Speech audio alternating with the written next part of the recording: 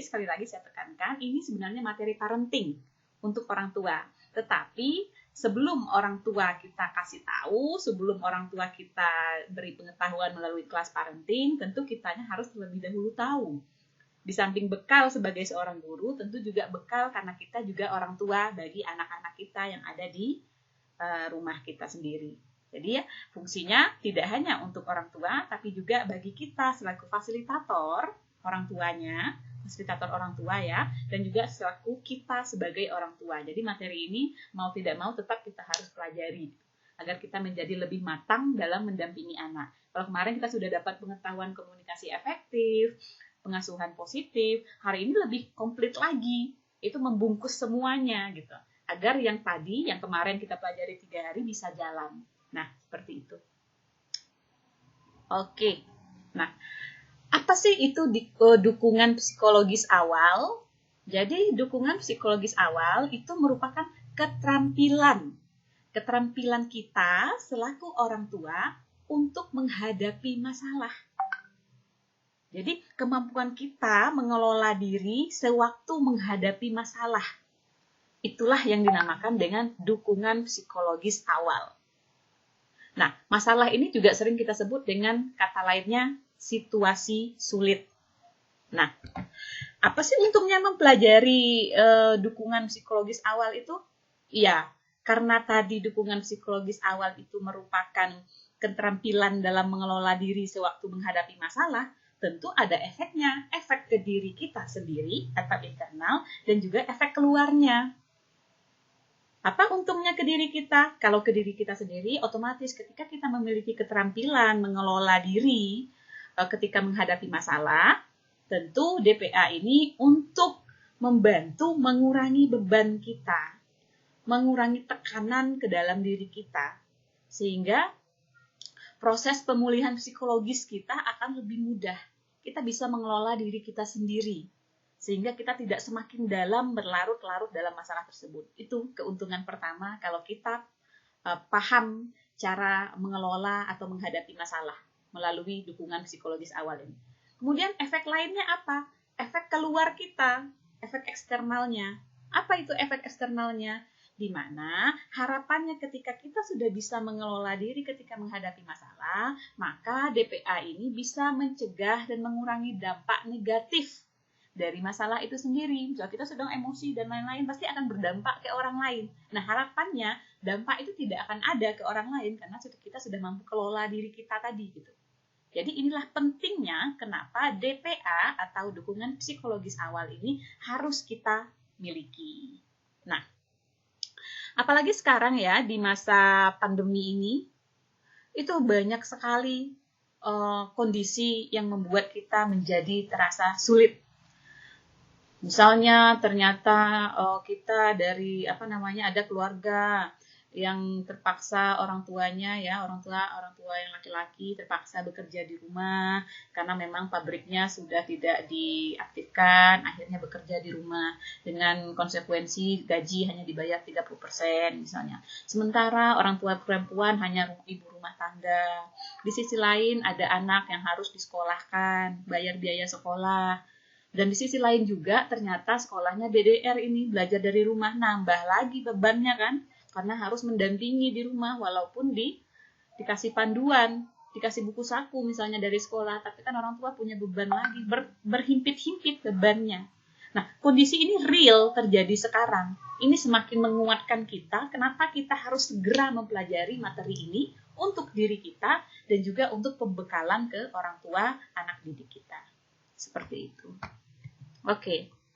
Nah, karena tadi saya bilang bahwa buku ini merupakan buku bekal orang tua, jadi dari kementerian sendiri untuk DPA ini dibagi ke dalam 4 sub ya. Harapannya ini subtopik yang ada di dalam buku ini itu bisa membantu orang tua untuk memilah-milah mana yang terlebih dahulu ingin beliau baca.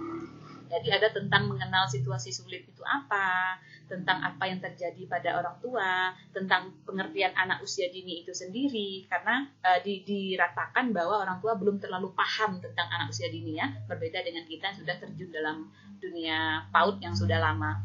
Kemudian sub yang keempat, pendampingan, bagaimana cara mendampingi anak usia dini di masa sulitnya. Nah, ketika kita membagikan materi ini ke orang tua, jadi harapannya ya, tidak hanya sebentuk lisan kita sampaikan ke orang tua terkait materi DPA ini, tetapi juga nanti kita bagikan dalam bentuk modul. Jadi modul DPA-nya kementerian tersebut itu dalam versi lengkap, juga sudah dibuat dalam bentuk yang interaktif ya, yang mudah dibaca, kita tetap bagikan ke orang tua. Sehingga orang tua bisa memutuskan bagian mana yang akan dia baca terlebih dahulu, bagian mana prioritas saya ingin ketahui terlebih dahulu gitu. Bagian mana saya harus segera tanggulangi ini ya, bagian mana, apakah saya sudah mampu yang 1, 2 saya sudah paham, saya pengen mendalami yang 4 misalnya, begitu. Jadi ini materinya tetap kita share kepada orang tua, sehingga nanti orang tua bisa memilih sendiri, menentukan sendiri mana poin yang akan beliau perdalam. Jadi seperti itu. Nah, kemudian ayah bunda sekalian, jadi saat menghadapi masa sulit, secara tidak sadar itu akan memunculkan rasa tidak nyaman. Itu pasti ya, siapapun yang berada dalam sebuah masalah, ya kalau kita pakai kata masa sulit itu sama dengan masalah ya. Siapapun yang menghadapi masalah, siapapun yang menghadapi masa sulit, itu di alam bawah sadarnya itu akan merasa tidak nyaman. Sadar atau tidak sadar pasti merasa tidak nyaman, ya. Karena kondisi itu pasti karena kondisi normal terganggu. Ketika kondisi normal terganggu, pasti ini akan menjadi problem.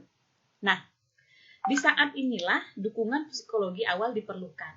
Sehingga apa? Harapannya yang tadi dapat membantu mencegah dampak buruk yang lebih lanjut, entah itu ke diri kita sendiri ataupun ke lingkungan eksternal, atau seperti ke anak-anak, ke orang tua, atau ke suami, istri, seperti itu. Nah, kita harus paham dulu lebih detail ya, apa sih itu situasi sulit? Jadi, situasi sulit itu merupakan situasi di mana kita berada dalam kondisi yang tidak normal, tidak ideal. Seperti apa?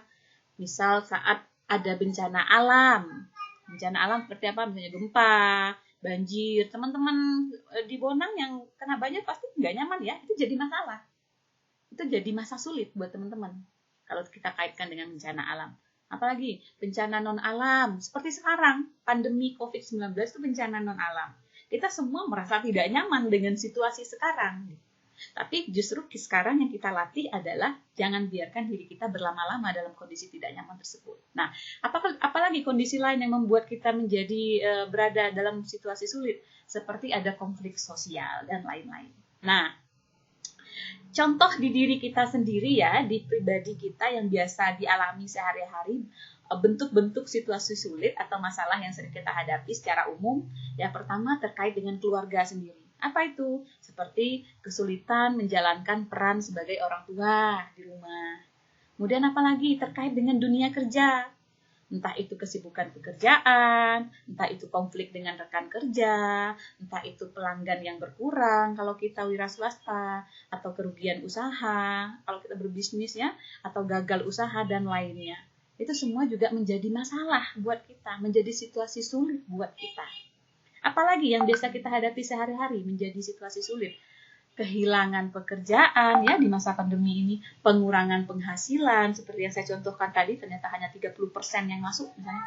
Atau ketidakpastian ini kapan mulai masuk sekolahnya karena nggak dapat SPP dari anak, karena nggak bisa, kemarin banyak yang curhatnya karena nggak ada TPA, karena OTPA sebagai operasional, nggak tahu harus mulai masuknya kapan ini, kondisi pandemi kapan berakhirnya. Itu semua jadi masalah buat kita. Itu semua jadi situasi sulit buat kita. Apalagi ketidaksiapan membagi waktu antara bekerja di rumah dan mengurus rumah tangga. Karena kita BDR, work from home, bekerja dari rumah. Semuanya harus dilakukan. Sementara kita juga sedang di rumah, sedang meeting, yang di rumah minta masak,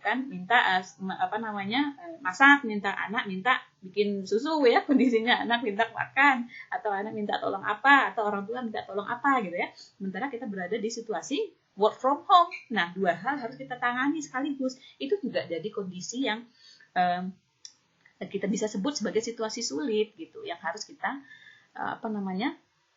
tangani, yang harus kita kelola seperti itu.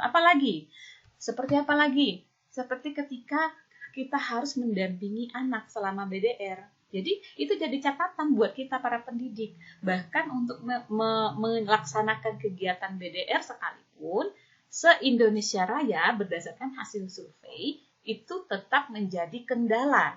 Walaupun sudah diberi guide berupa RPP atau silabus kemarin, ataupun berupa bentuk kegiatan video dan lain-lain. Itu tetap menjadi kendala bagi orang tua. Jadi jangan kita merasa juga, kegiatan lancar, kita terlalu padatkan kegiatan anak di rumah atau terlalu banyak tuntutan ke orang tua jadinya. Jadi juga jangan.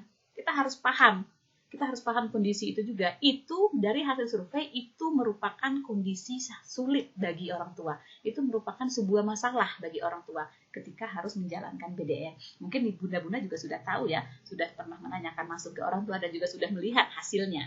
Sesuai curhat Bu Lina juga kemarin, dari 100% itu paling menjalankan 50%. Berarti 50% lainnya merasa bahwa ini adalah situasi sulit ketika harus BDR. Jadi seperti itu. Jadi catatan buat kita selaku pendidik yang menyusun kegiatan main untuk anak. Oke, berikutnya. Kira-kira sewaktu kita menghadapi situasi sulit, kita harus kenal dulu. Kalau Bunda kemarin saat pandemi ini berlangsung, atau saat ada banjir, atau saat menghadapi masalah apapun. Kira-kira apa yang Bunda rasakan ke tubuh Bunda? Reaksi apa yang muncul? Silakan. Apa yang muncul ke diri kira-kira? Apa yang terasa? Apa yang terasa kalau kita sedang dalam masalah? Kalau kita dalam keadaan sulit? Panik. Marah. Betul. Marah. Ya. Marah. Gampang marah, betul. Gampang marah, bingung, emosi, cemas. Apalagi?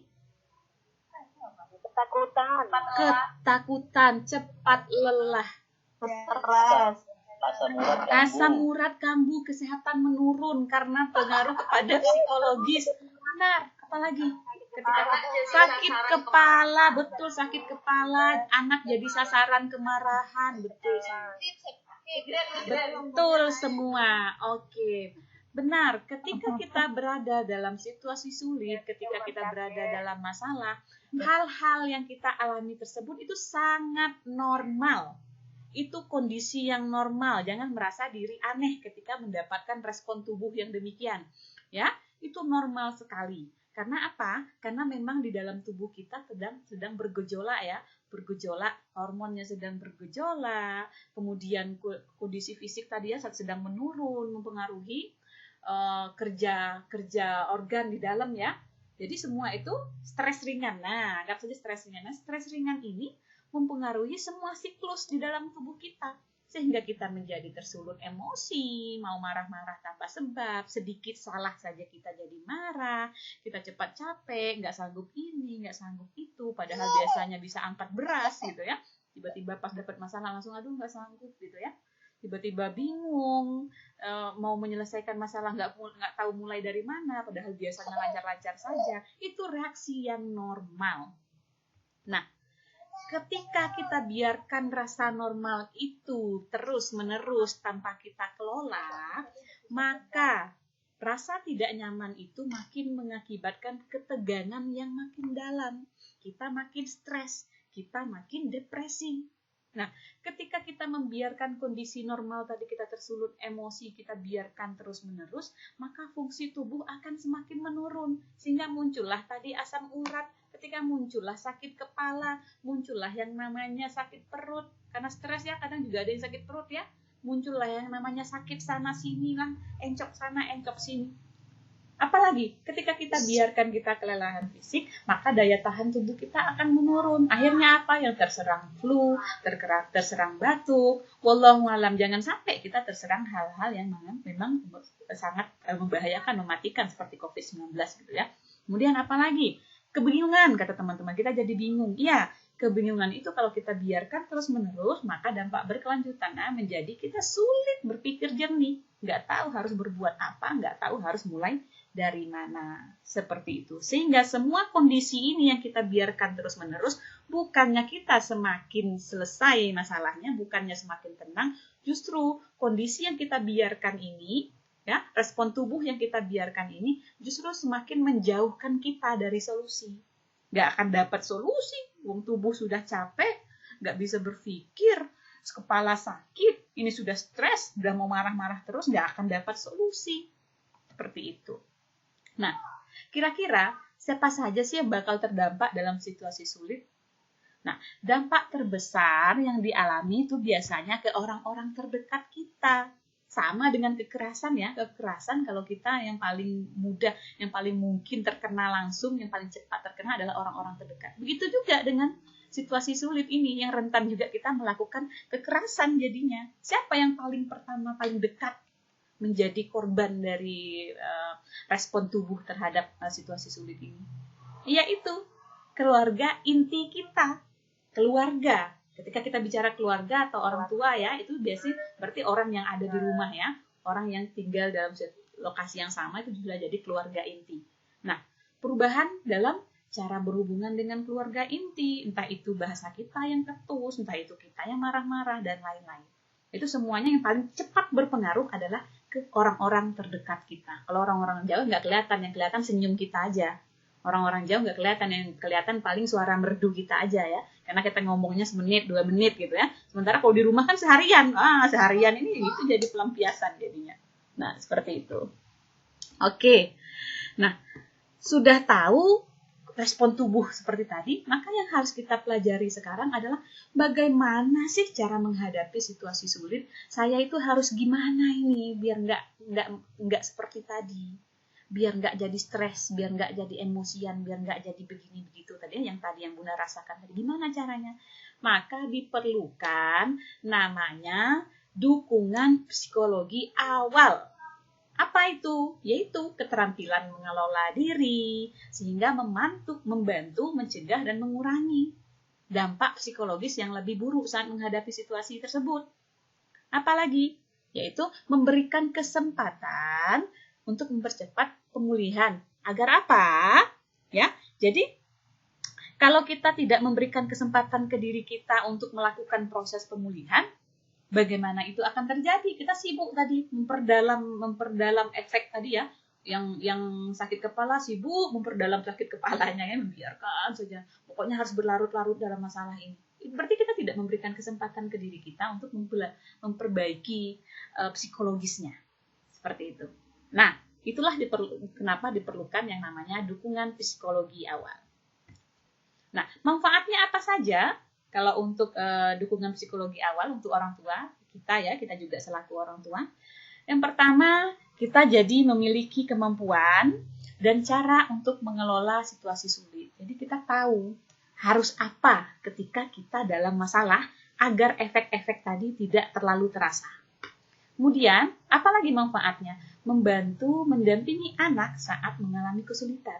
Jadi kalau kita tahu, kita sudah paham bagaimana mengelola kondisi sulit, saat anak menghadapi kondisi sulit, kita bisa kasih pendampingan. Saat orang lain, yang lebih expertnya ketika orang lain menghadapi masalah kondisi sulit, kita juga kasih dukungan. Kita juga bisa kasih support melalui pengetahuan yang sudah kita dapat. Seperti itu. Sehingga kita merasa apa? Kita merasa berempati dengan kondisi orang. Baik itu kondisi di dalam keluarga sendiri ataupun dengan orang lain. Kita memberikan solusi-solusi jadinya kepada orang tersebut. Nah, seperti itu. Nah, langkah-langkah apa, langkah dukungan psikologis awal apa yang harus kita lakukan ke diri kita sendiri kalau mendapatkan masalah? Yang pertama, memberikan perhatian. Maksudnya apa? Kita harus mengenali adanya perubahan pada anggota keluarga yang mengganggu kenyamanan. Artinya apa? Kalau itu ketidaknyamanan berasal dari diri kita, kita harus sadari itu. Oh, ternyata saya yang lagi dalam masalah, bukan orang. Makanya saya jadi marah-marah dan sakit kepala misalnya. Atau kita yang mengidentifikasi, oh mungkin si adekku ini lagi dalam masalah. Makanya dia jadi begini. Kita harus kasih perhatian ke hal tersebut. Sehingga kita bisa ibaratnya men-scan di keluarga kita. Ini siapa yang sedang dapat masalah ini? Kok bisa jadi begini efeknya? Sehingga itulah yang harus kita kasih perhatian ekstra. Itulah yang kita harus kasih dukungan psikologis. Seperti itu. Nah, ketika kita sudah mendeteksi bahwa benar, orang tersebut memang dalam masalah, dalam kesulitan, kita kasih perhatian, kita dengarkan. Kita dengarkan apa? Kita dengarkan apa yang menjadi permasalahan dari orang tersebut. Misalnya adik kita ini lagi uring-uringan, marah-marah, sakit kepala, stres dan lain-lain. Kita dengarkan apa yang jadi masalahnya tanpa membuli, tanpa mencemooh gitu, ataupun tanpa terkesan menggurui. Artinya kita dengarkan saja apa yang menjadi problemnya. Nah, kemudian setelah kita mendengarkan dan kita merasa tidak mampu menangani ataupun ke diri kita sendiri ya, kita sudah tahu ini masalahnya apa, tapi ternyata juga kita tidak mampu menangani, maka kita perlu langkah yang terakhir, yakni menghubungkan. Kita mencari orang yang nyaman. Nah, kalau dalam siklus yang kemarin ya, dalam kekerasan emosional dan verbal ya, kekerasan fisik juga, ujung-ujungnya adalah kita harus mencari siapa yang nyaman untuk kita bercerita, siapa orang yang nyaman untuk kita mencari solusi. Kalau itu memang sudah berat, maka kita harus merujuk keluar dari orang-orang tersebut, misalnya sampai ke tenaga profesional, entah itu butuh psikolog, entah itu butuh pengaduan lebih lanjut dan lain-lain. Artinya kalau kita tidak bisa tangani lagi sendiri, masalah tersebut harus kita bawa keluar ke orang yang berwenang. Kalau masalahnya tentang kekerasan, maka kita harus menghubungkan keluar. Ke mana misalnya? Ke kepolisian, ke pusat pelayanan terpadu, ke mana lagi? Ke tempat kalau di daerah-daerah banyak sekarang yang nama P2 TP2A ya, untuk perlindungan perempuan dan anak. Kemudian kalau kita masalahnya internal, psikologisnya internal ini pokoknya sudah pusing sekali, sudah jiwanya sudah tergoncang, kemana kita harus menghubungkan diri? Ke psikiater, seperti itu. Jadi jangan juga stop sampai diri sendiri kalau memang kondisinya sudah sulit, sudah terlalu sulit. Oke. Nah, ini ada angket ya, biar kita bisa mendeteksi diri sendiri. Coba Bunda deteksi diri sendiri ya. Lihat, dari 20 problem ini, mana yang sedang Bunda rasakan sekarang? Silakan dibaca, lalu setelah dibaca, dihitung berapa poin yang sedang Bunda rasakan. 6 poin kah, 7 poin, 10 poin, atau ke 20? Ketika teman-teman merasa 6-20 ya, di angka 6-20 saja sudah terasa saat ini, maka itulah saatnya teman-teman memerlukan pihak profesional untuk membantu menyelesaikan masalah sulit yang sedang terjadi pada diri teman-teman. Ya. Jadi, ya kalau merasa masih sanggup ya silakan. Tapi kalau rekomendasi dari sini, dari modul yang ada, jika teman-teman merasa 6-20 gejala, maka itu tandanya sudah membutuhkan dukungan orang lain. Ya, kalau nggak mau profesional, minimal orang lain untuk bercerita, orang lain yang bisa memberikan solusi, sehingga kita bisa mengatasinya. Sehingga kita dukungan psikologi awalnya jadi tidak terlalu mempan lagi gitu. Jadi kita harus ada menghubungkan yang ketiga tadi. Yang poin ketiga yang terkait menghubungkan, kita butuh itu. Bukan berarti kita sedang stres berat, tidak, tapi kita harus segera menangani itu. Melakukan treatment menghubungkan tadi dulu. Mencari orang lain untuk membantu kita menyelesaikan masalah itu. Kenapa? Karena kalau tidak nanti efeknya adalah efek jangka panjang yang dampak tadi. Bisa stres, depresi, bisa menurun fungsi kesehatan, bisa macam-macam tadi ya, ada 4 yang kita bacakan di awal tadi, yang ini. Nah, bisa fungsi tubuh menurun, bisa daya tahan tubuhnya menurun sehingga kita menjadi sakit-sakitan terus, bisa menjadi sulit untuk berpikir jernih sehingga lama berkelanjutan kita tidak akan mudeng dengan apa yang disampaikan oleh orang lain. Jadi, silakan dikaji diri sendiri. Oh, benar, ternyata saya selama ini nggak mudeng sama yang diomongin, ternyata karena memang saya stres. Saya lagi dalam masalah sulit. Saya tidak mencari solusi, saya tidak mencari jalan untuk menyelesaikan itu. Loh, kok saya selama ini sakit terus, demam terus? Oh, mungkin karena memang saya lagi dalam masalah. Karena terbukti saya ada 10 misalnya. 10 poin ada diri saya. Berarti saya harus segera mencari penghubung, pihak hubung ya, yang ketiga tadi ya, menghubungkan pihak profesional ataupun orang lain untuk membantu saya mencari solusi dari keadaan yang saya hadapi. Seperti itu ya. Jadi teman-teman setelah ini boleh coba sendiri, kemudian mulai praktekkan saja DPA ke diri sendiri dan juga mulai mencari orang lain, minimal untuk tempat kita berbagi dan mencari solusi ringan seperti itu ya. Karena bagaimanapun dukungan minimal dari keluarga sendiri lah, karena dukungan keluarga inti sesuai yang slide yang tadi itu merupakan hal yang diperlukan selama kita menghadapi masalah sulit. Seperti itu. Nah, situasi sulit ini, masalah tersebut itu datangnya tidak pernah mengenal tempat, tidak pernah mengenal waktu, tidak pernah mengenal situasi, dan tidak pernah mengenal kondisi. Jadi, apa yang harus kita lakukan karena mereka tidak datang nggak dijemput, pulang nggak diantar, maka solusi satu-satunya adalah memperbaiki keadaan lebih baik daripada mengeluh. Ya, memperbaiki keadaan itu lebih baik, jauh lebih baik daripada mengeluh ataupun memprotes ataupun marah-marah, uring-uringan ataupun mencela situasi. Karena justru di balik permasalahan tersebut, di balik situasi yang sulit, akan terbentuk pribadi yang kuat. Ya, seorang pelaut tidak akan menjadi pelaut tangguh sebelum dia benar-benar menempuh ombak yang begitu besar, gitu ya. Pohon semakin tinggi, semakin banyak cobaannya, gitu ya. Nah, itu saja yang jadi penguat kita. Itu saja yang menjadi penguat kita sehingga kita berusaha untuk terus memperbaiki keadaan sulit itu. Nah, kita masuk pada ke bagian yang kedua dari modul ini. Apa yang terjadi pada orang tua ya? Apa sih yang terjadi pada orang tua kondisi yang sebenarnya sekarang? Nah. Oke. Kita secara pribadi ketika kita berada dalam kondisi emosi yang tidak stabil, maka itu cukup mempengaruhi kemampuan kita untuk mendampingi anak. Yang biasanya kita stabil, yang biasanya kita santai, yang biasanya kita ahli dalam memberikan stimulasi ke anak, tetapi ketika kita dalam masalah, ketika emosi kita sedang terganggu, itu akan buyar, sehingga juga mempengaruhi daya pola asuh kita di saat itu gitu. Yang jadinya mau komunikasi positif dan pengasuhan positif dan komunikasi efektif jadi blank karena DPA-nya nggak jalan gitu ya. Seperti itu. Nah, kemudian langkah awal apa yang bisa dilakukan adalah yang pertama pasti mengenali diri, mengelola diri agar dapat memberikan perilaku positif dalam mendampingi anak. Seperti itu.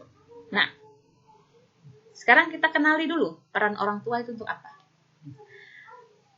Oke, setiap orang punya mimpi untuk menjadi orang tua yang baik. Jadi tentu kita harus membekali diri agar mampu menjalankan perannya, baik untuk kesejahteraan dirinya maupun untuk anak-anaknya. Nah, namun dalam situasi sulit seperti yang saya sampaikan tadi, itu manusiawi ya kalau kita merasakan efek-efek yang tadi seperti yang teman-teman sebutkan. Sehingga kita selalu kita belum mampu untuk mengelola diri ya, kondisi normal sekarang begitu ya, sehingga kita tidak dapat selalu memenuhi kebutuhan diri sendiri maupun anak-anak. Kan efeknya ada dua tadi, ke diri kita keluar, sudahlah ke diri kita tidak tahu mengontrol diri jadinya karena kita berada dalam kondisi sulit karena tidak mampu mengelola diri, juga efeknya ke anak tadi, pengasuhannya menjadi tidak optimal, stimulasinya jadi tidak positif gitu ya. Pengetahuannya kemarin jadi tidak jalan lagi jadinya. Nah, bagaimana caranya menjadi orang tua di masa sulit ini agar tetap bisa menjadi orang tua ideal yang seperti yang diharapkan?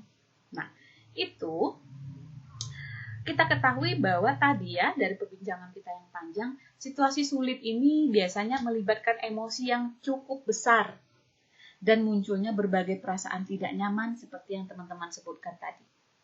Nah, saat inilah kita selaku orang tua perlu mengenali perasaan, kelemahan, dan kebutuhan diri kita sendiri agar tetap memberi reaksi baik.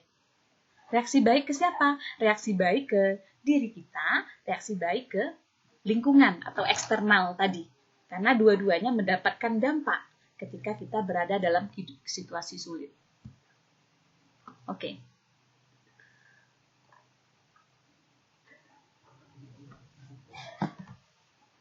Oke, berikutnya, langkah awal apa yang harus diambil ketika dalam situasi sulit ini? Yang pasti dalam kondisi apapun ya, entah kondisi sulit itu bencana alam, kondisi sulitnya itu pandemi COVID, kondisi sulitnya itu masalah internal di dalam keluarga, tetap kunci utamanya jangan panik. Tetap kondisi awalnya jangan panik. Tetap tenang. Ya, itu juga pesan yang disampaikan ketika kemarin kita mulai menghadapi masa COVID ya. Oh, jangan panik. Kalau panik nanti kita jadi brutal, jadi belanja, jadi brutal belanja lah, jadi brutal nimbun masker dan segala macam, itu semua karena panik. Ya. Jadi itu kunci pertama, jangan panik dan tetap tenang. Nah, langkah kedua yang bisa dilakukan adalah relaksasi, seperti yang teman-teman mungkin pernah dapatkan pengetahuan kemarin ya sama Dada Carl. Tetapi kalau kita dalam Muslim ya, bisa dengan dekatkan diri ke Tuhan, sholat, wudhu biar lebih tenang, sholat, berdoa, tenangkan diri, fokuskan hati, percaya bahwa semua ini ada hikmahnya gitu ya. Itu yang paling penting. Setelah kita tenang, jangan panik, relaksasi diri kita dengan berbagai cara, entah itu melalui exercise seperti yang digambar, ataupun melalui treatment ibadah ya, seperti yang kita biasanya teman-teman lakukan kalau kita umat muslim, atau dengan cara lain yang kira-kira bisa menenangkan diri kita, yang bisa membuat kita tenang dengan cara apapun. Ya. Oke. Yang paling penting juga itu seperti yang saya bilang, tetap berpikir positif dalam kondisi ini. Ketika kita mulai merelaksasi diri, berpikir positif bahwa semua ini pasti ada hikmahnya. Teman-teman kemarin saja sudah menjelaskan ketika saya tanya, ya terus COVID ini gimana? Teman-teman udah curhat semua ya, masalahnya begini, kondisi sulitnya begini. Lalu ditimpali oleh teman-teman, oh ternyata Bu Iswati ini menimpali, oh ternyata di sini kita tetap ada sisi positifnya. Kita menjadi orang tua biar kita jadi mendekatkan hubungan dengan orang tua dan anak. Kemudian usaha menambahkan orang tua jadi tahu bagaimana pembelajaran di sekolah. Gitu.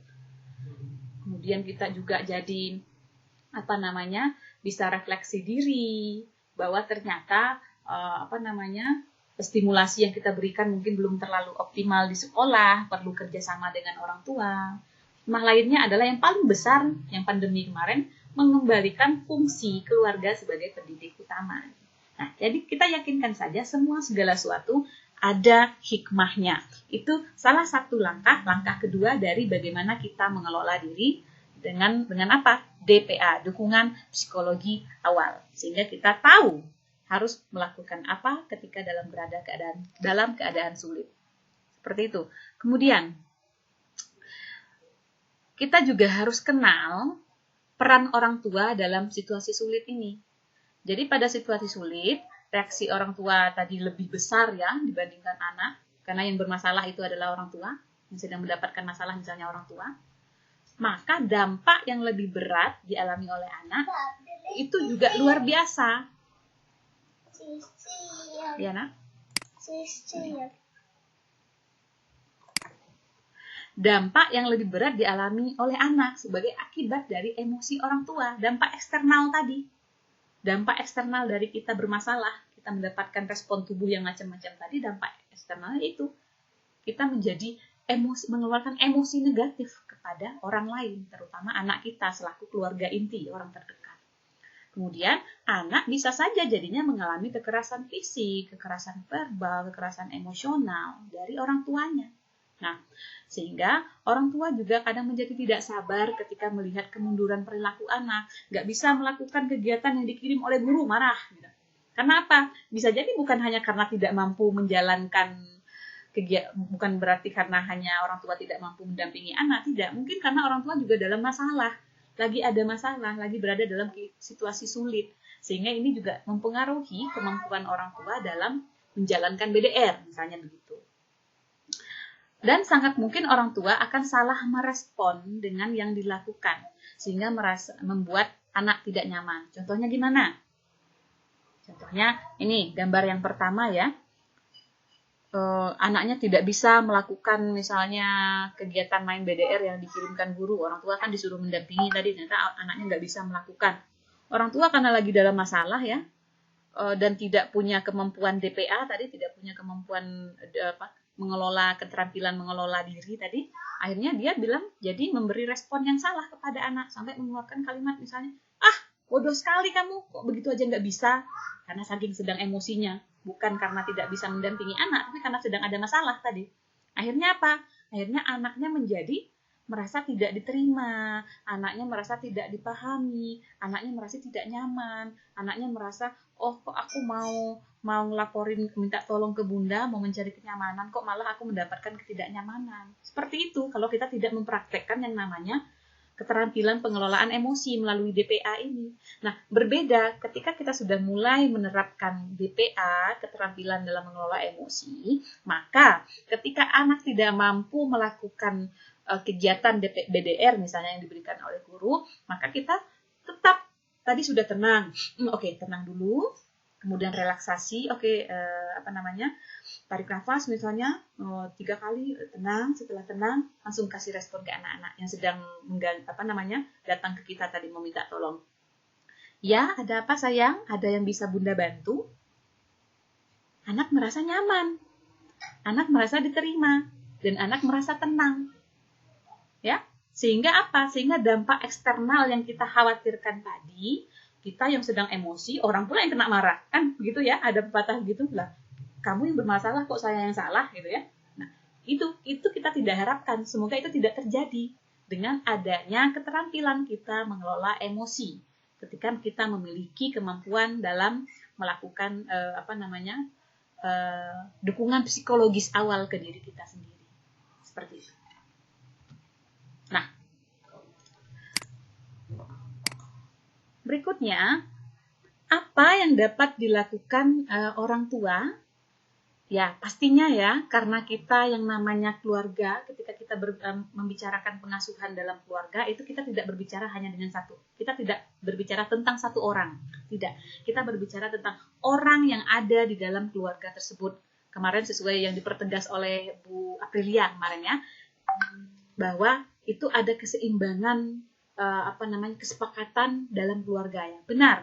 Ketika kita memberikan pengasuhan, ketika kita berbicara tentang keluarga, entah itu tentang pengasuhan, entah itu tentang dukungan psikologi, maka itu berarti kita sedang membicarakan orang yang sedang berada di dalam satu keluarga tersebut.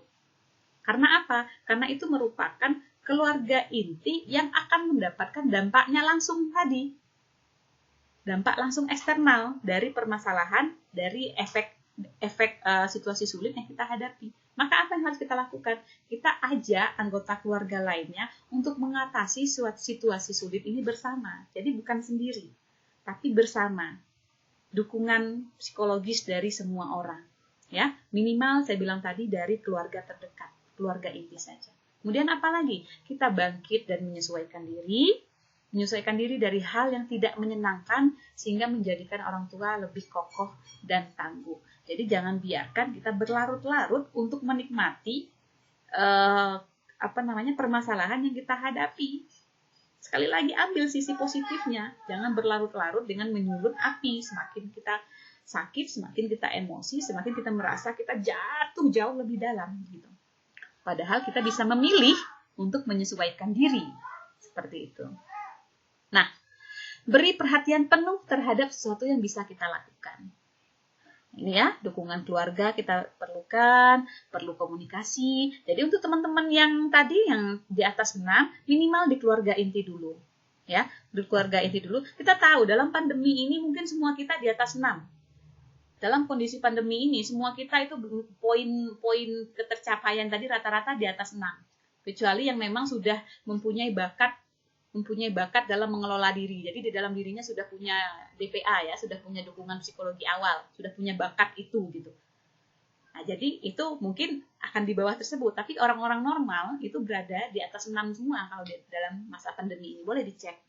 Jadi artinya semua kita harus bekerja sama, saling membantu untuk berkomunikasi, saling mendukung dalam healing, menyembuhkan psikologi kita selama kita dalam masa kondisi sulit. Nah, coba kita lihat dari gambar ini ya.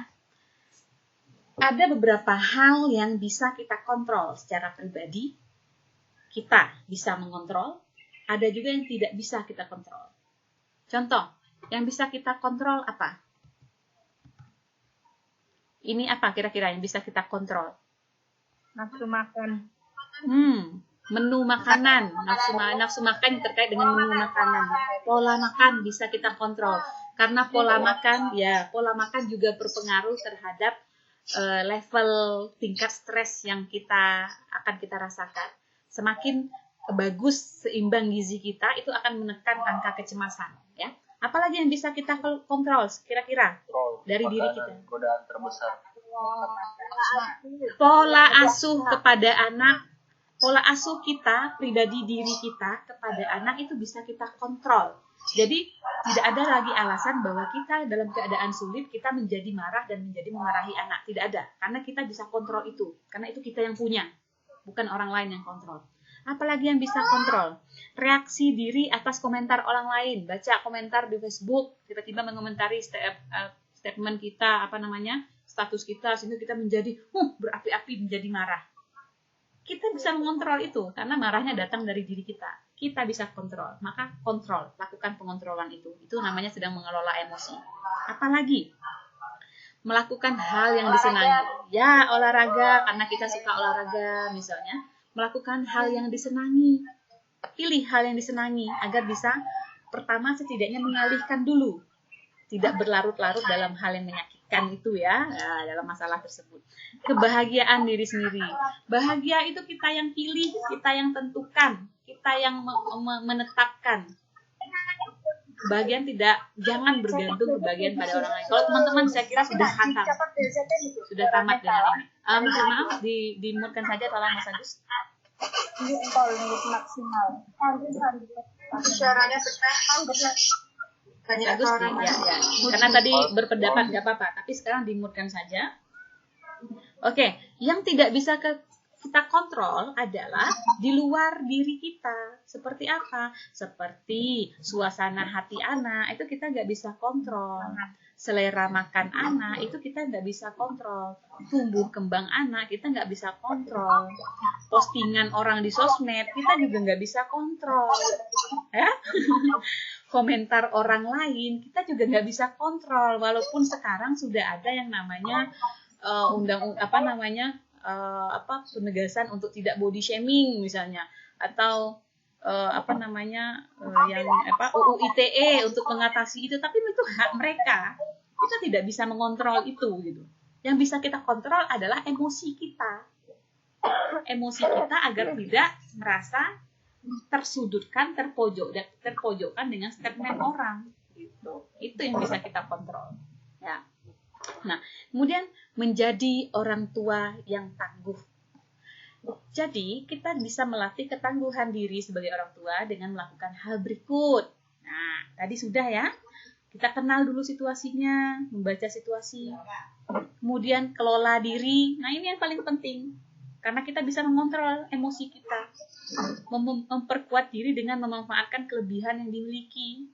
Meningkatkan hal baik diri sendiri, misalnya menambah pengetahuan, melatih bakat dan minat, atau berbagi dengan teman. Melatih diri membuat keputusan yang positif. Nah, kemudian apa?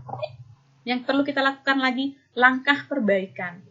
Artinya, kita harus fokus untuk keluar dari keterpurukan tersebut, dari masalah tersebut. Bukan lari dari masalah ya, maksudnya bukan. Tetapi untuk mengelola diri sehingga kita merasa ada hikmah di balik itu, berpikir positif sehingga itu menjadi healing, penyembuhan bagi psikologis kita. Dan ini menjadi langkah perbaikan. Kalau tidak mampu sendiri, cari penghubung tadi, menghubungkan yang poin ketiga tadi, cari orang lain yang bisa membantu kita untuk menemukan solusi tersebut. Entah itu profesional ataupun dari keluarga inti. Seperti itu. Kemudian, ya, poin yang ini menjadi orang tua tangguh bersama keluarga. Caranya gimana? Menjalin kedekatan dengan keluarga, membangun komunikasi positif seperti yang kita pelajari kemarin, meningkatkan rasa empati, juga sudah kita bahas kemarin, memelihara harapan bahwa situasi akan lebih baik, jadi positive thinking. Saling memberi penguatan atau dukungan tadi ya. Kemudian bersyukur untuk setiap hal baik yang dialami setiap harinya. Jadi kita harus perbanyak yang namanya mencari hikmah dari setiap apa yang telah terjadi. Orang Indonesia kan sering sekali ya sudah jatuh nih naik motor, aduh untung nggak kena kakinya. Kalau kena luka kakinya tadi nggak bisa jalan, masih bersyukur ternyata walaupun sudah jatuh naik motor masih bersyukur kakinya tidak kena. Oh ternyata kehilangan HP, kemudian HP-nya jatuh. Oh untung tidak hang sehingga nomornya masih bisa dilihat walaupun layarnya sudah pecah, layar HP-nya. Nah, yang seperti itu harus selalu kita pupuk, mencari sisi positif di balik segala permasalahan atau situasi sulit yang kita alami. Nah, kemudian orang tua yang tangguh adalah orang tua yang mampu beradaptasi dengan situasi sulit, seperti yang saya bilang tadi ya, mencari sisi positif thinking, mencari hikmah di balik poin permasalahan yang sedang kita hadapi, dan mampu memikirkan langkah-langkah nyata untuk melindungi diri dan keluarga. Nah, orang tua seperti ini menjadi sumber kekuatan yang membuat diri dan keluarganya mampu bertahan dalam situasi dan kondisi apapun. Ya, jadi kalau kita tadi tetap membiarkan efek bingung menghampiri kita ya dalam masalah, efek bingung kan menghampiri tadi, efek sakit kepala menghampiri, efek lainnya menghampiri, kita biarkan saja, kita tidak akan pernah menjadi orang tua yang tangguh seperti ini. Tetapi ketika kita mulai menerapkan dukungan psikologi awal yang sudah kita pelajari tadi ya, poinnya apa saja, hal-hal positif apa saja yang dilakukan, harus tenang, harus cari sisi positif, harus relaksasi diri yang tenang tadi ya, harus mencari solusi, harus dan lain-lain langkahnya tadi, kita otomatis akan bisa kembali berpikir jernih sehingga dengan cepat bisa menemukan langkah-langkah nyata untuk tidak berlarut-larut dalam masalah yang kita hadapi. Seperti itu ya. Nah, untuk bagian 3 ini tentang anak usia dini. Nah, materi ini cocok sekali untuk orang tua memperdalam pengetahuan mereka tentang anak usia dini. Tapi karena teman-teman sudah khatam, sudah tamat dengan ini, maka saya tidak akan membahas lagi tentang bagian 3 ini ya, kecuali ada beberapa poin tertentu. Ya, tentang siapa anak usia dini, teman-teman sudah clear semua ya. Kemudian bagaimana prinsip belajar anak usia dini juga sudah ada teman-teman dapat. Kita juga sudah ulang kemarin sewaktu materi pentingnya bermain ya di hari pertama. Kemudian ciri-ciri anak usia dini juga sudah kita pelajari di hari pertama. Kemudian ini juga kemarin sudah kita dapatkan di tips-tips bagaimana mendampingi anak ketika bermain matematik, sains dan lain-lain ya, sudah ada di sana semua. Teman-teman tinggal mengulang lagi melihat materi yang kemarin. Ini juga sudah.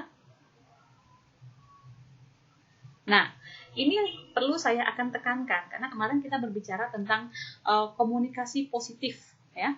Kita kemarin berbicara membahas tentang bagaimana berkomunikasi secara efektif dan positif, baik itu kepada guru, keluarga ataupun anak sendiri.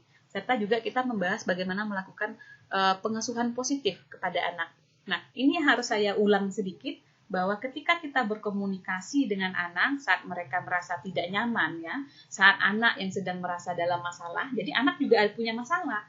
Anak itu juga punya situasi sulit. Jangan kita pikir bahwa itu ada di kita saja, tidak. Anak-anak pun punya masalahnya sendiri. Setiap orang itu punya masalah sendiri. Nah, apa yang harus kita lakukan ketika anak berada dalam keadaan sulit atau ketika dalam masalah? Maka yang harus kita lakukan adalah pertama, kita sediakan waktu yang cukup untuk anak. Diam dan simak apa yang dikatakan anak. Kita dengarkan cerita yang disampaikan oleh anak.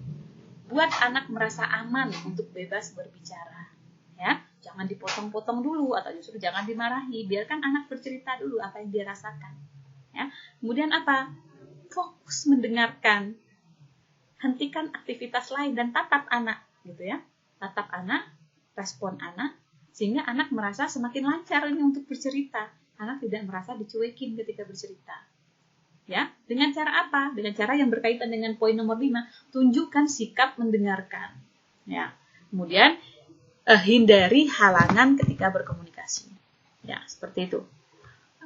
Contohnya di sini. Misalnya, anaknya cerita ya. Ya, tadi Eri mukul saya. Terus dia mau cerita, tapi ternyata ayahnya nggak melihat. Ayahnya masih membaca koran, tapi tetap merespon dengan kata-kata. Ayah dengar, terus gimana? Ayah dengar nggak sih? Iya, ayah dengar, terus gimana? Tapi nggak melihat. Kemudian dia cerita lagi, terus saya balas memukul dia, dia kembali mukul saya. Ya, dengerin dong, karena ayahnya juga belum lihat, ayahnya masih fokus ya. Fokus baca koran. Akhirnya anak-anak sudah capek cerita, dia akhirnya, males deh ceritanya, karena nggak dapat respon positif dari orang tuanya. Berbeda ketika kita memberikan komunikasi yang positif pada anak, mempraktekkan komunikasi positif.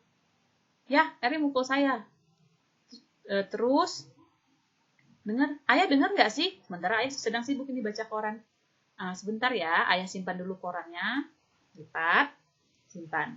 Lalu fokus mendengarkan. Nah, poin ke-4 dan 5-nya masuk tadi. Mendengarkan, memberikan sikap mendengarkan. Terus, bagaimana? Ya, terus dia balas mukul saya, terus ceritanya jadi panjang. Karena apa? Karena anak merasa nyaman untuk bercerita. Ya, interaksinya menjadi bagus. Sehingga semua permasalahan anak bisa tersampaikan kepada orang yang membuatnya merasa nyaman. Seperti itu. Nah, tadi saya sempat bilang ke teman-teman, kalau ternyata bukan hanya orang tua yang punya masalah, anak usia dini pun sebenarnya punya masalah sendiri. Karena setiap orang itu, siapapun mereka, sebahagia apapun mereka, pasti mereka punya masalah sendiri. Yang kadang tidak kita ketahui atau nggak kelihatan. Gitu. Nah, masalah anak itu apa? Masalah anak fisiknya tidak sehat, itu jadi masalah buat anak. Rasa tidak nyaman, tidak bisa mengungkapkan pendapat, kurang kesempatan bermain. Karena anak kan pikirannya masih sebatas itu ya. Belum sampai mikir kerjaan, belum sampai mikir bagaimana menyiapkan makanan di rumah, belum mikir bagaimana saya harus membagi waktu untuk bermain dan belajar, belum sampai sana kalau anak. Jadi yang paling menjadi masalah bagi anak itu ya ini, fisik, rasa tidak nyaman, tidak dapat tidak disediakan ruangan yang partisipatif untuk mengungkapkan pendapat ya, dan kurang kesempatan bermain. Beda sama orang tua ya. Kalau orang tua masalahnya sekitar kehidupan ya. Kehilangan pekerjaan, kesulitan menyediakan pangan, kesulitan bagi waktu, kelelahan, seperti itu. Nah, kita balik lagi ke masalah anak. Ketika kita menghadapi anak yang dalam keadaan sulit, maka yang harus kita lakukan adalah baca bahasa tubuh anak. Kemudian kan kelihatan itu, ini fisiknya tidak sehat kah atau apa, karena kadang tidak semua anak bisa mengungkapkan, tidak semua anak bahasa ekspresifnya bagus. Berarti kita ya yang harus banyak melakukan pengamatan terhadap tumbuh kembang anak itu sendiri. Jadi ini sejalan dengan poin pengasuhan positif kemarin, di mana kita harus dampak dari pengasuhan positif itu sendiri adalah untuk mengidentifikasi agar anak tidak melakukan perlakuan yang salah. Salah satu contohnya ya agar kita tahu tumbuh kembang anak sampai di mana gitu. Nah, ini kita praktekkan sejalan dengan ini kita praktekkan. Kemudian ya kita dengar perasaannya, kita simak perkataannya sesuai langkah tadi dan beri dukungan atau penguatan sehingga anak merasa bahwa saya mendapat support. Saya tidak sendiri dengan masalah saya. Walaupun kita anggap itu kecil, tapi baginya dengan ukuran tubuhnya, dengan usianya, itu permasalahan yang sangat besar. Beri dukungan dan penguatan untuk anak. Contohnya gimana kalau kita kasih dukungan? Misalnya gini, ya, kita ngajak anak ngomong dengan kondisi sulit yang sedang dia hadapi. Ya, sepertinya adik merasa begini karena adik merasa tidak nyaman karena mainan adik diambil temannya. Jadi kita memberikan pembenaran atas apa yang sedang dia alami. Kadang dia belum bisa mengungkapkan emosi ya. Perkembangan emosi itu kan juga berbeda-beda ya. Yang sudah sangat bisa mengungkapkan emosi kalau di STTPA kan di usia 4 ke atas ya, yang sudah sangat bisa mengenal betul dengan emosinya. Tapi juga itu tidak semua anak. Jadi kita yang harus membantu mengidentifikasi dan menjelaskan kondisi anak itu sendiri gitu. Nah, ini ya. Kemudian ada contoh kalimat lain, mungkinkah adik ingin ini? Ibu menduga adik begini. Oh, begitu ya. Ini penguat, dukungan. sekaligus kita mengidentifikasi, membantu anak mengidentifikasi kondisi dirinya sendiri, kondisi tubuhnya sendiri, kondisi perkembangannya sendiri, kondisi psikologisnya sendiri, seperti ini. Oke. Nah, ini kalau untuk dewasa tadi sudah tuntas. Ya, tapi di sini lebih menekankan kepada bagaimana ketika kita dalam keadaan sulit, kita tetap bisa berkomunikasi dengan anak. Ya, ungkapkan perasaan ayah bunda ya. Kalau bunda sedang ada masalah, sementara anak minta bantu apa, kemudian bunda merasa belum sanggup melayani, ya ungkapkan apa yang sedang bunda rasakan sekarang. Oh maaf, nah bunda sedang sakit kepala, begini, kasih penjelasan sehingga anak merasa, anak juga merasa paham dengan perasaan orang lain ya. Oh, bundaku lagi begini. Oke lah, aku nggak ganggu. Aku cari orang lain lah untuk membantuku. Anak jadi juga sosemnya juga terlatih. Bagaimana dia bisa mengenali, membedakan perasaan ya di usia 4-5 atau usia 3-4, saya lupa itu. Di STPPA sekitar 4 atau 5. Dia mengenali perbedaan perasaan antara dirinya, apa yang dia rasakan, dan apa yang orang lain rasakan. Seperti itu. Ya. Oke, kemudian kunci komunikasi efektif dengan anak, kemarin sudah kita sampaikan, saya tidak akan ulang lagi, tetapi ini lebih kepada bagaimana orang tua bisa mengelola stres anak. Ya, langkahnya tertera di sini, bisa teman-teman lihat sendiri. Yang pertama adalah kenali dulu penyebab stresnya anak. Kenapa sih anak ini begini? Masalahnya apa gitu ya? Apakah karena tadi tidak dapat kesempatan main? Apa karena ada bagian tubuhnya yang sakit? Apa karena pendapatnya tidak didengar? Ya, atau apa? Ya, identifikasi dulu masalah stres menjadi pemicu stresnya apa. Kemudian yang kedua, ciptakan suasana rumah yang menyenangkan. Ya, sehingga apa? Sehingga itu bisa menjadi dukungan. Karena saat stres, sekali lagi, kita butuh dukungan orang terdekat. Dengan cara inilah kita mendukung anak. Pertama, dengan menciptakan suasana rumah yang menyenangkan. Kemudian, beri anak lebih banyak waktu untuk melakukan aktivitas. Seperti bermain sama orang tua. Sehingga dia memungkinkan anak untuk curhat atau menyampaikan permasalahannya kepada orang tua. Karena sesuai yang kita latihkan kepada CPI kemarin, diingat kembali, Child Protection Initiative, ketika anak berada dalam kondisi berbahaya, kondisi sulitnya, kita harus melatih anak untuk mencari orang ternyamannya, di mana dia tempat bercerita. Agar apa? Agar apa yang dia rasakan bisa mendapatkan respon dari orang yang dia anggap nyaman. Apa yang dia rasakan bisa terungkap. Gitu. Sehingga apa? Sehingga ada solusi setelah komunikasi itu dilangsungkan. Kemudian apa lagi? Lakukan kontak fisik bersama anak ya. Peluk. Kemarin ada yang menyarankan ya ketika anak marah kemarin ya, marah karena apa? Ada masalah ya di kasus kemarin. Kemudian menyarankan peluk, beri pelukan, tenangkan ya betul. Kita lakukan kontak fisik ke anak ya. Kemudian karena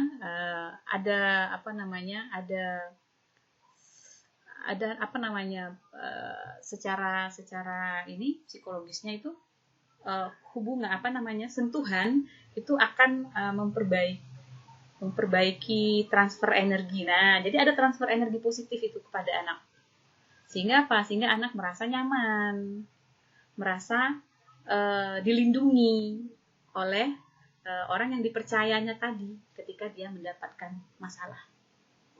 Kemudian apalagi, ajak anak berbicara tentang permasalahannya, hargai perasaan anak, kemudian dukung dan beri kesempatan yang tadi ya, kemudian sediakan makanan bergizi seimbang. Nah, sesuai statement saya tadi, karena makanan gizi seimbang itu bisa menekan kecemasan. Ya, orang yang stres dengan makanan dan pola makannya yang baik, maka itu akan mampu menekan kecemasannya.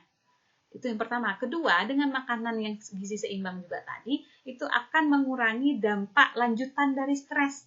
Kalau gizinya seimbang, maka efek buruk, misalnya tiba-tiba anak menjadi sakit, itu juga akan terminimalisir. Karena nutrisinya sudah terpenuhi dulu gitu. Jadi akan minimal dampak lain yang seperti ada gangguan kesehatannya akan terminimalisir jadinya. Oke, Seperti itu. Kemudian pastikan anak istirahat yang cukup ya, karena bagaimanapun dalam kondisi apapun, tak itu sakit, tak itu dalam keadaan masalah, istirahat juga menjadi kunci utama yang harus kita segera ambil, langkah yang juga harus segera kita ambil untuk menenangkan hati, pikiran, dan fisik anak. Oke, ini bagian terakhir dari DPA itu sendiri, pendampingan anak usia dini di masa sulit.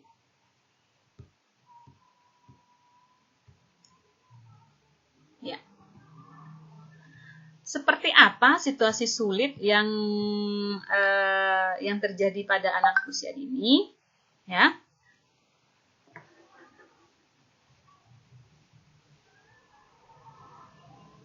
Kok ada coretan yang muncul?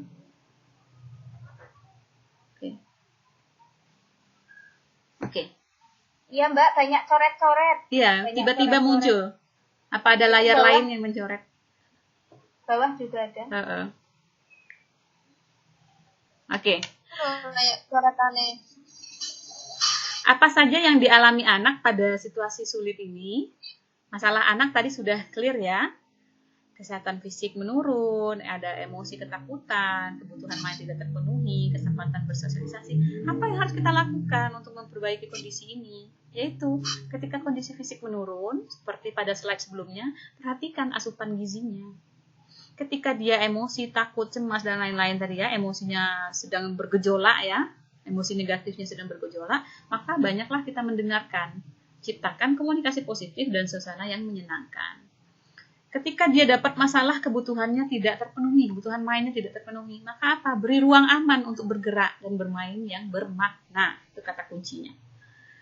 Kemudian apalagi kesempatan bersosialisasinya kurang. Ya udah, kasih kesempatan berkomunikasi dengan teman-temannya. Misalnya kalau di masa pandemi ini ya, lalu apa? Kalau nggak mungkin kan, kalau ketemu kan jaga jarak nih, social distancing, physical distancing. Melalui apa bisa ketemunya? Ya telepon, ya media sosial gitu ya. Sehingga pastinya tetap ada interaksi. Kalau masalahnya adalah itu. Kemudian masalah lainnya apa? Karena bermain gadget atau gawai terlalu lama. Nah, ini balik ke pola asuh lagi nih. Ya sudah, berarti harus ada pengaturan waktu penggunaan gawai yang boleh dimainkan atau ditonton. Ya. Pengaturan 1 hari berapa jam dan lain-lain. Seperti itu. Tapi bertahap, jangan langsung. Jangan langsung biasanya dia nonton seharian, besok langsung stop. Nah, itu akan bikin anak stres. Bertahap saja. Oh, besok dikurangi 3 jam, besoknya dikurangi lagi jadi 2 jam, besoknya dikurangi lagi. Jadi bertahap prosesnya. Oke.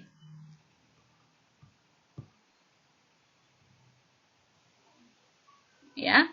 Ini saya mengulangi lagi sedikit dari poin di depan agar kita semakin dalam bagaimana sih kita melakukan dukungan psikologi pada anak ketika anak yang sedang dapat masalah.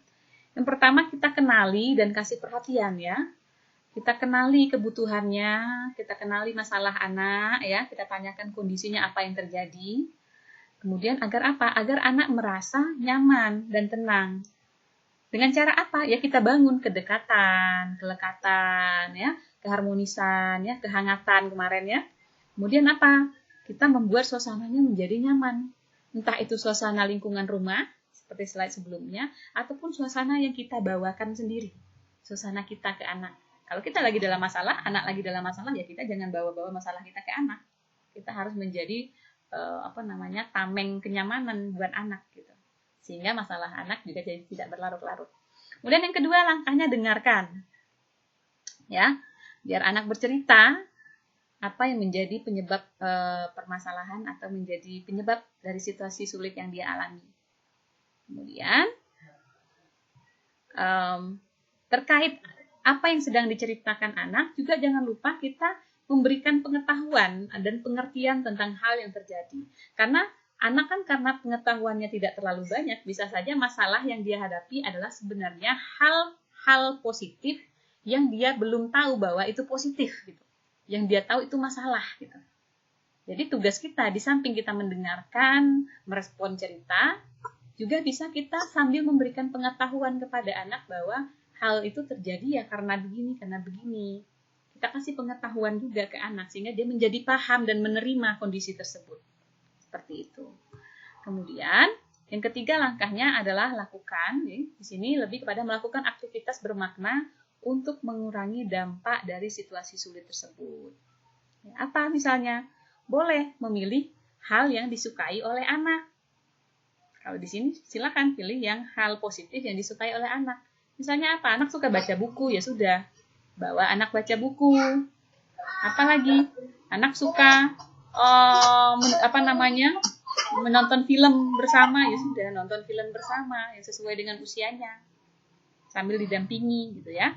Kemudian anak suka bikin kue, bikin kue, suka berkebun, ya sudah, lakukan kegiatan aktivitas bersama anak sambil bikin kue, berkebun, seperti itu ya. Jadi lakukan hal-hal yang membuat anak nyaman. Kemudian yang keempat, menghubungkan. Ini sama dengan yang dewasa tadi, ketika sudah tidak sanggup lagi mengelola permasalahan yang ada di diri sendiri, maka kita cari dukungan. Anak juga begitu, ketika kita sudah tidak sanggup lagi menangani, ternyata memang permasalahannya berat gitu ya, kita sudah lakukan berbagai cara dukungan psikologi awal, maka kita butuh dukungan psikologi lanjutan. Bukan yang awal lagi kita butuhkan, yang lanjutan lagi yang kita butuhkan, butuh orang lain. Entah itu pihak lain di dalam keluarga ataupun profesional untuk mengkonsultasikan kondisi anak. Contohnya di sini kemana? Misalnya ini di dalam gambar ini ya, membutuhkan pihak psikolog karena anaknya dalam masalah misalnya trauma, anaknya trauma berkepanjangan, jadi marah, jadi tantrum dan lain-lain, dan tidak mempan dengan apapun, ya sudah, berarti butuh penanganan ekstra agar tidak berlarut-larut. Seperti itu ya. Oke, sudah selesai slide ini. Oke, menjadi teman sekaligus sahabat yang baik bagi anak dalam situasi apapun, termasuk pada masa pandemi ini, akan membangun kelekatan dan kepercayaan anak terhadap orang tua, ya, dan lingkungan di luar dirinya di kehidupan yang akan datang. Jadi dimulainya dari sekarang. Oke, selesai. Nah, itu materi terkait dukungan psikologi awal, yang sekali lagi ini bekal orang tua untuk mendampingi anak selama BDR. Nah, karena materinya panjang, akan sangat susah ketika kita harus menyampaikan materi ini langsung gelondongan ke orang tua. Maka yang bisa kita lakukan adalah, pertama, melalui strategi parenting, walaupun tidak semua kita sampaikan ya, melalui strategi parenting di awal pertemuan saya bilang kemarin itu, yang BDR di awal mau dijelaskan ke orang tua, maksimal 30 orang gitu ya, jelaskan BDR begini, maka kita harus begini gitu ya. Bisa ditampilkan saat itu. Bisa juga kita masukkan ke dalam tips-tips ketika kita mengirimkan kegiatan main. Di dalam silabus kan ada kemarin ya, di bagian paling bawah, kita menyelipkan tips-tips bagaimana agar orang tua bisa mendampingi anak selama